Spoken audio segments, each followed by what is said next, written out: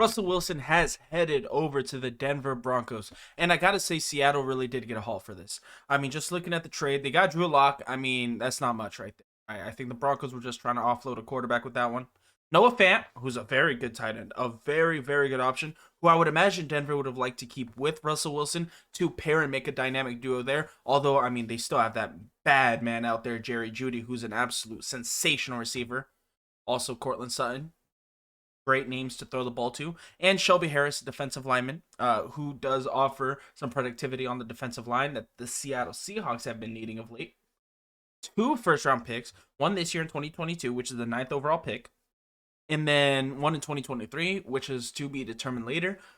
The Denver Broncos are thinking that's going to be a late-round pick because they got Russell Wilson. They got their guy. They got that quarterback who can lead them to the postseason, lead them to the promised land for the first time since the end of the Peyton Manning dynasty.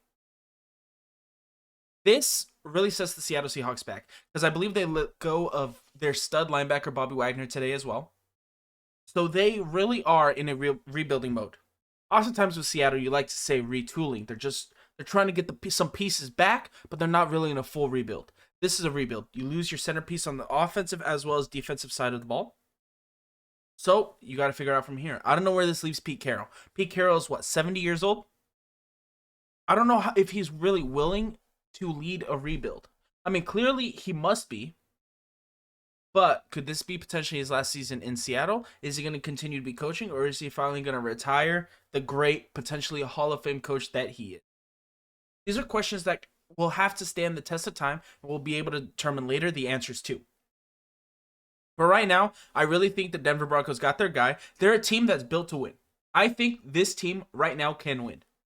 As long as Russell Wilson is productive, the Russell Wilson of old, and not having any injuries, not having any setbacks. If he can give them high-level production, this team's going in the postseason. It's going to be very difficult in the AFC West.